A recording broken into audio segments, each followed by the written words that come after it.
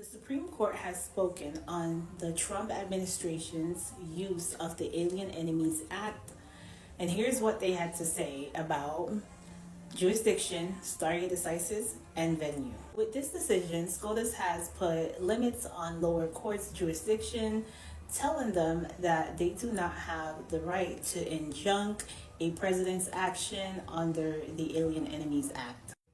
SCOTUS states, although judicial review under the AEA is limited, we have held that an individual subject to detention and removal under that statute is entitled to judicial review as a question of interpretation and constitutionality of the act, as well as whether he or she is in fact an alien enemy 14 years of age or older. This is one of the reasons why this ruling is seen as a win for the Trump administration, because now the administration is emboldened to continue using this statute without any concern of another court putting an injunction or TRO on their actions under the statute. Stare decisis is a legal doctrine that dictates courts should generally adhere to a previous decided decision.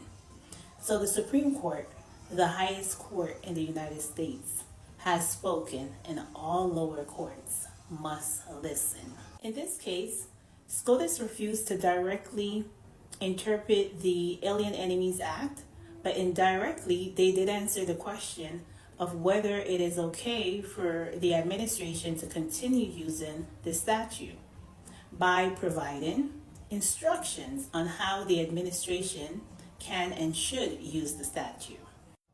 SCOTUS states, they challenge the government's interpretation of the act and assert that they do not fall within the category of removable alien enemies, but we do not reach these arguments. Then they go on to say, it is well established that the Fifth Amendment entitles aliens to due process of law in the context of removal proceedings. So, the detainees are entitled to notice and opportunity to be heard. Here you have SCOTUS telling the administration that you can continue using the statute to continue your deportation efforts. Just know that due process applies.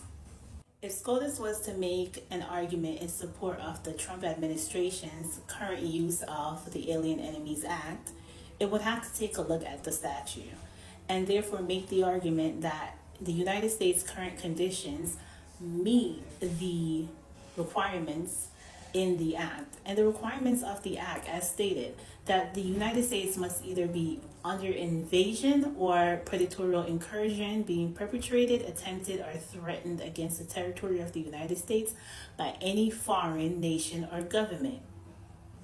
That would have been a steep hill to climb.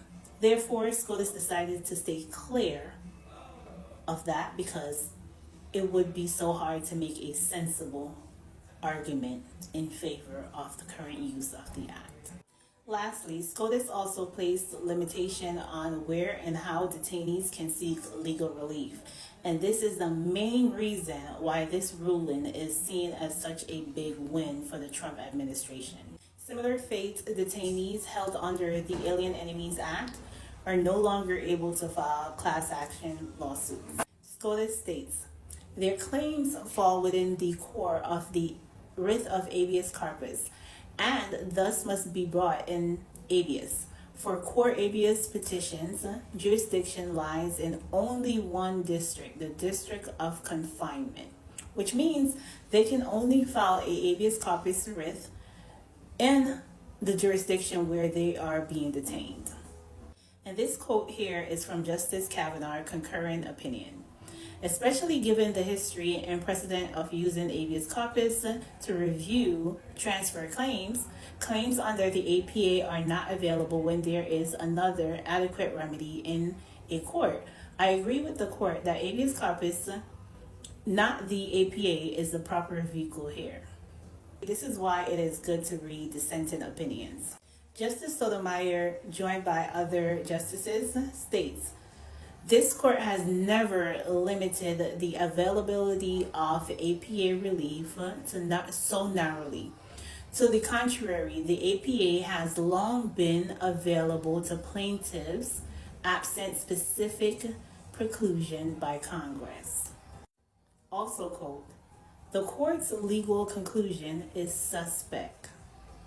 This dissenting opinion was longer and more detailed than the court's opinion. The dissenting opinion also detailed what transpired, what will happen next, and the social and financial costs that the American people will bear. Both dissenting opinions talked about the court's haste in making its determination that this case was too important to be on the emergency docket when there was no real emergency, and there should have been oral arguments providing a record for future review into how and where the court went wrong. There was concern in the dissenting opinion on the expense to each individual plaintiff to obtain a lawyer to file a habeas corpus, and the cost to the government to defend against each individual habeas, along with the administration's tactics of detaining immigrants in facilities that are in districts that are more likely to result in the administration's favor.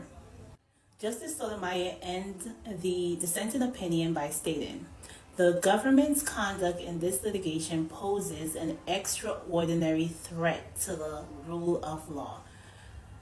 That the majority of this court now rewards the government for its behavior with discretionary equitable relief is indefensible. We, as a nation and as a court of law, should be better than this.